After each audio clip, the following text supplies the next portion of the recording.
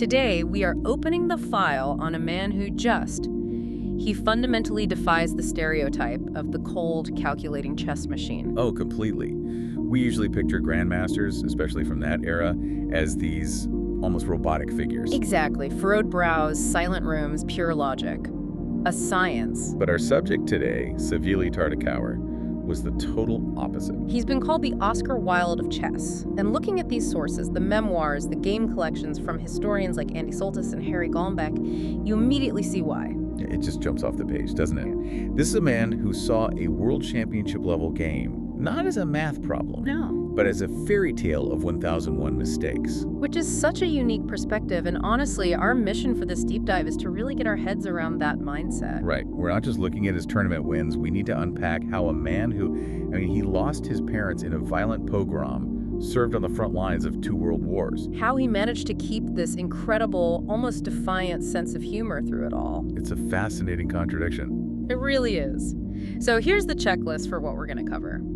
First, we'll unpack the personality of a man who saw chess as a comedy of errors. Then, and this is my favorite part, we need to reveal his secret identity as Lieutenant Cartier during World War II. It sounds like a movie script, doesn't it? It really does. Okay, third, we have to explore how a casual trip to the Bronx Zoo literally invented a famous chess opening. An opening people still play today. Fourth, we're going to investigate the lie detector controversy, where he seriously proposed using medical equipment on chess players. And finally, we'll get into the psychological warfare he waged against his contemporaries. It's a rich life, and I think that Oscar Wilde label is the perfect place to start. I agree. Because even if you don't play chess competitively, you've probably heard a Tartakower quote without even realizing it. He is arguably the most quotable player in history. Yeah, the sources say he's often quoted without credit. But the one that always comes up, and I think it just sets the tone for everything, is the winner of a chess game is he who makes the next to last mistake. Which is such a liberating way to think about the game. Think about it. Most players are just obsessed with perfection. Right, with finding the truth on the board. And Tartakower is just saying, look, we're human. We are going to mess up. You just have to mess up 1 time less than the other guy. It completely cuts against the ego of a top player. And then there's his more cynical side, which I love. Oh, yes. It is always better to sacrifice your opponent's men. That's just good life advice, really. Why take the risk yourself? But the quote that I think really anchors his philosophy, and the historian Andy Soltis really highlights this one, is, dubious, therefore playable. Yes. Dubious, therefore playable.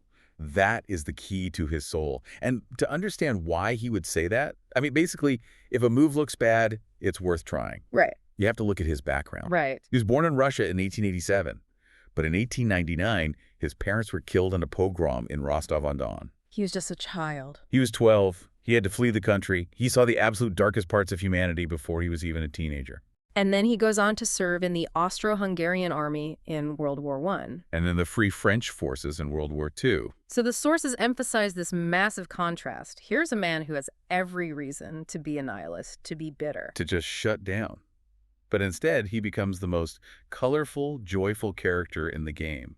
Soltis makes a really strong case that this wasn't just, a coping mechanism. He wasn't laughing to keep from crying. He genuinely found joy in it. He genuinely found the world and the chessboard to be this absurd, beautiful mystery. Because he'd seen how fragile life was, he just couldn't take the gravity of a chess game too seriously. That attitude, that not taking himself too seriously, it leads us right to one of the best stories in the file, the legend of Lieutenant Cartier. Yes. This comes from the memoirs of Harry Golombek, a British master, a friend of his. A very respected writer and a personal friend. And this story takes place during the height of World War II. Golombek is in an artillery unit stationed in Northern Ireland. So 1,000,000 miles away from the glamour of the international chess circuit. Totally. It's dreary, it's cold, they're just waiting around. But because they're chess addicts, they organize a friendly match. British forces versus the Allied forces stationed nearby. And Golombek, being the strongest player there, is on the top board for the British. Right. And he looks at the roster to see who he's playing. He sees the name Lieutenant Cartier from the Free French. He's probably thinking, easy win. He assumes it's just some random French officer who knows how the pieces move. He's expecting a quick, boring game so he can go get dinner. So he sits down at the board. He sits down, waits for his opponent, and in walks Savielly Tartakower, wearing a British battle dress. I can't imagine the double take. You prepare for a casual game, and suddenly you're sitting across from one of the top 20 players on the planet. And not just any player. One known for being tricky and dangerous. Golombek described him in that moment as indomitable. You have to realize Tartakower had joined the Free French under Charles de Gaulle after France fell. He'd made his way through dangerous territory to get to England. Survived the Blitz. And here he was, surviving the war unscathed and ready to crush his friend on a folding table in Northern Ireland using a fake name. It's incredible resilience.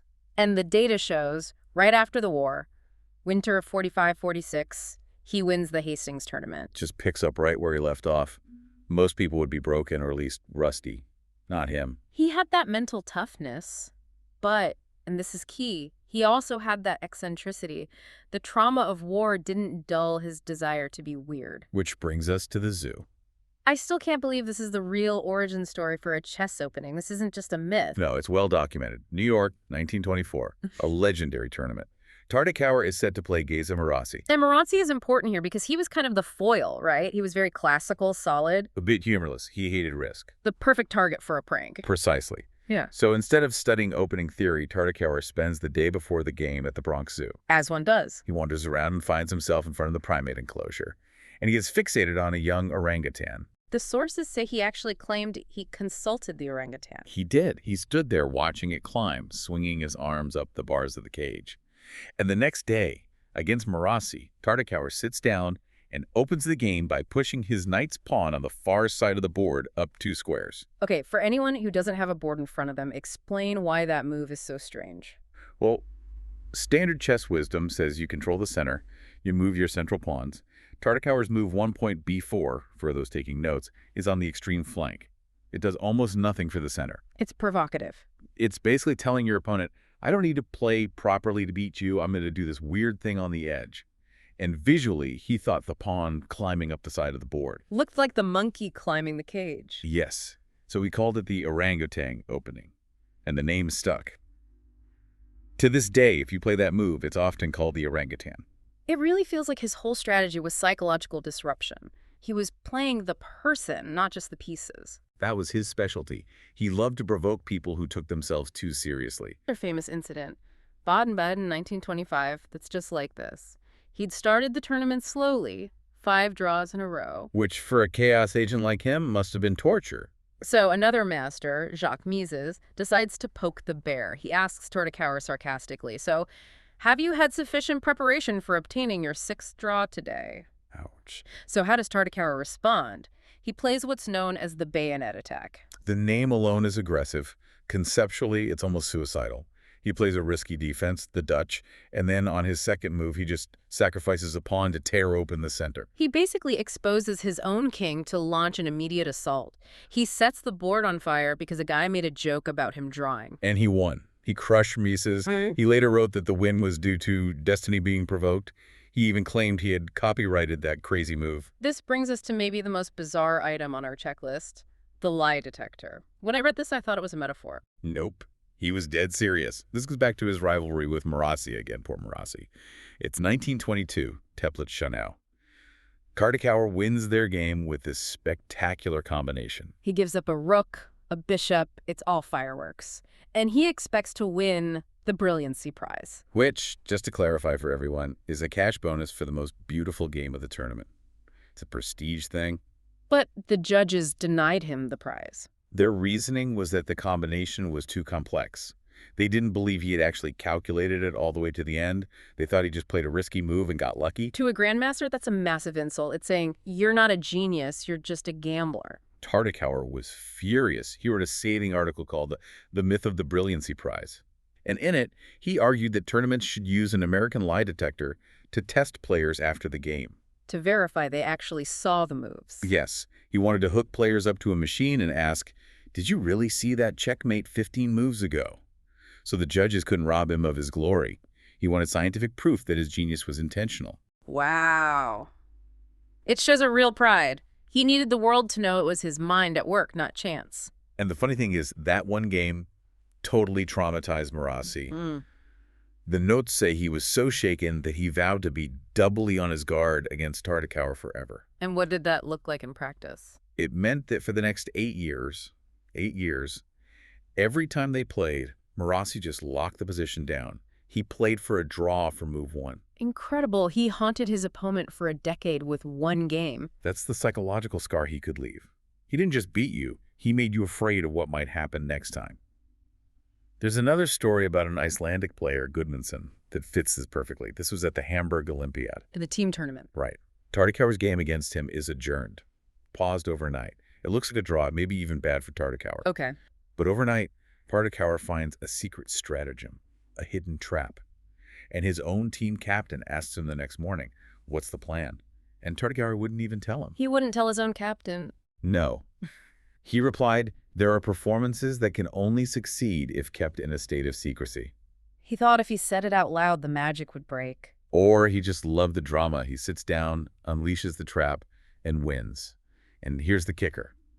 16 years later, Gudmundsson finally gets a draw against him, and he celebrates it, declaring it was his revenge for that secret trick. These guys carried these losses around for decades. He really did. We've talked a lot about his prime, but the sources also cover his later years, and I think this is where the character arc gets really poignant. He never really retired.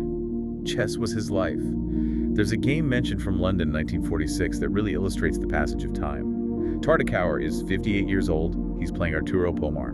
The Spanish prodigy. He's an 11-year-old Spanish prodigy. 58 versus 11, that's grandfather and grandson territory. And it wasn't a quick lesson from the master. The source calls it a bitter struggle. It exhausted both of them. It shows that even when his stamina was fading, he was still willing to get in the trenches. And we also see him passing the torch. He played a match against Miguel Najdorf in 1935. At the time, Najdorf was the student. And the student won. Najdorf beat him 3-2. But if you read Tartakower's notes, he wasn't bitter. He seemed almost proud. He was happy to see the next generation rising up, even at his own expense. It's interesting you mentioned that, because one of the random facts I loved was his game against Sergei Prokofiev. The composer. Yeah. I had no idea Prokofiev was that good at chess. Oh, he was master strength. They played in Paris in 1933. Tartakower loved that connection. He felt chess was an art form, closer to a symphony than a sport. So when we look back at his legacy, I mean, he isn't usually in the greatest of all time debates with Kasparov, Fischer, or Carlsen. No, he's not. He never became world champion. But Andy Soltis points out a statistic that just blew my mind. Tartakower was ranked in the top 20 players in the world for 41 years. 41 years, that kind of longevity is just insane. It's comparable to Lasker, elite for half a century. But his friend Goldenbeck had a theory about why he never took the crown. What was it? Goldenbeck said Tartakower was too fond of chess to become champion. That sounds like a paradox. How can you be too fond of the game to win it? It means he loved the beauty of the game more than the result. If he had a choice between a boring, safe line that guaranteed a win or a risky, complicated, beautiful line that might lose, He'd choose the beautiful one every single time. every time. He preferred the story over the point. He was a neo-romantic. He wanted to explore the truth of the position, even if it was messy. He wasn't interested in playing like a machine. And there's that philosophical defense he gives for his style in the book. He quotes the French poet Wilde. Truth has not such an urgent air. Truth has not such an urgent air. Think about what that means. In modern chess, we are obsessed with efficiency. Computers give us the truth, the best move instantly. But for him, the truth was something you had to struggle for. It was a slow, winding process. He wasn't in a rush to prove he was right.